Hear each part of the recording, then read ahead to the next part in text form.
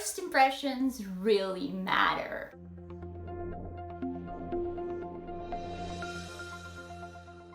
Hey everyone, my name is Sylvia and welcome to my channel. If you don't know me, I'm a social media manager and marketing coach from Portugal, and I love talking all about working as a virtual assistant and social media manager, marketing yourself on Upwork and Instagram, and overall attracting ideal clients to you. So if those are topics that interest you, don't forget to leave me a subscribe down below and follow me on Instagram. That's where I'm most active. I post every single business day on stories and 3 times a week on my feed, and I offer you guys with a lot of value overall. So don't forget to subscribe, follow me on Instagram, and let's get on with today's video. Now, you've likely heard of the know, like, trust factor, right? Let me know actually down in the comments if you've heard about it or not. But either way, if you guys don't know, the know, like, trust factor, it's basically the 3 main steps that people need to take, your customer or your client needs to take in order to eventually buy from you.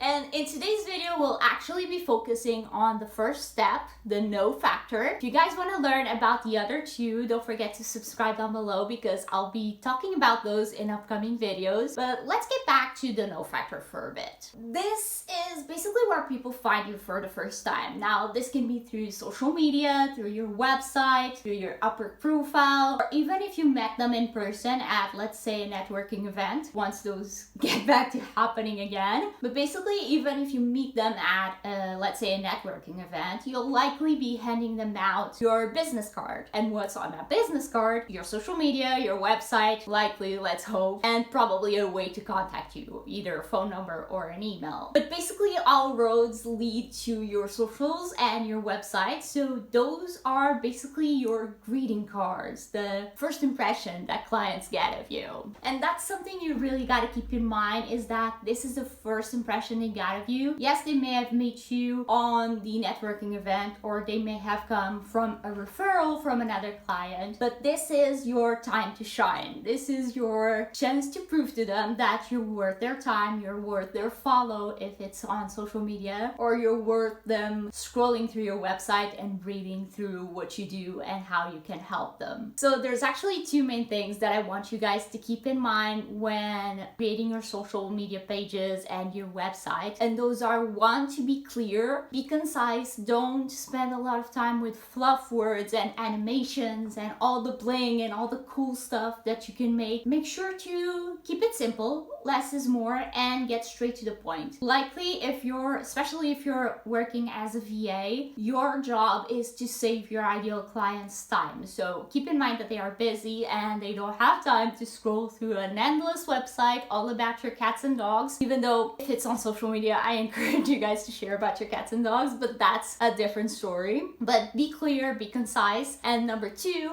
offer value. Now, you want to make sure that you know your ideal client before you start creating valuable content, because that will vary depending on who your ideal client is. And I can actually link up in the cards, I think they're that way. I can link to you a video on how to get to know your ideal client a bit better through market research. But yeah, basically be clear, be concise, and offer value. Now, if we're talking about your website, once again, you want to make it clear and concise, but keep it on brand. Now, if your brand is very simple and monochromatic, you can keep your website simple and black and white, maybe with some hints of gray, maybe with a pop of color here and there, but you want to keep it simple. Now, if on the other hand, your brand is very colorful and loud, make sure that is expressed on your website, but still keep it clear, keep it concise, and keep the content not to a minimum, but don't try to overload your website with content. I know it's easy, especially in some certain website builders, to get carried away with all the animations and all the video add-ons and all the things that you can add to make it fun, but those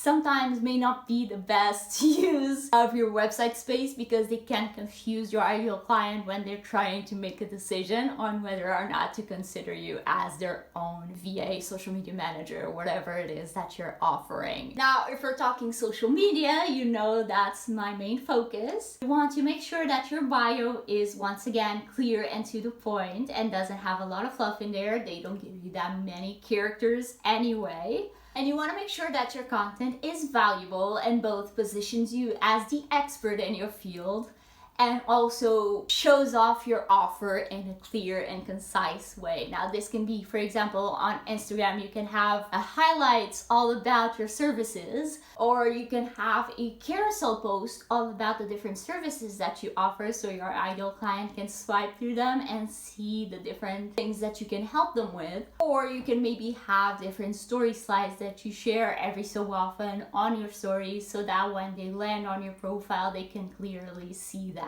And lastly, if we're talking Upwork, you want to make sure that once again your profile is clear and concise. And with Upwork, unlike your social media, you get a lot of space to blabber on about how great you are and what you have accomplished so far. But once again, you want to make sure that it's easy to digest. Now, this means short sentences, short paragraphs, and bullet points. Utilize a lot of bullet points. These are key to making your profile easily digestible by your ideal client. But you still want to make sure that it showcases your skills and services, but also that it puts your ideal client first. Now, if you want to learn more about how to write your Upwork profile so that it puts your client first and what that whole thing means, I have another video that I recorded a couple of weeks ago all about that, so I'll put it once again in the cards. I still hope I'm pointing to the right direction, but I'll put that video up in the cards and also in the description so you guys can go ahead and check it out. Now, since I don't want to make this video too long, I know I did blabber on a bit more than I expected as usual. I'll leave my bonus tip for this video for Instagram. So now if you want to check that bonus tip out, you can head to my Instagram. I'll put the handle right up on the screen and in the description as well, so you can go ahead and check out that bonus tip that I have for you. That being said, I hope you enjoyed this video. Don't forget to leave me a like and comment down below what social media you guys are on and what social media you guys use to find your clients. If you haven't yet, don't forget to subscribe as well, because next week I'll be talking about the like factor, and then the following week I'll be talking about the trust factor. So you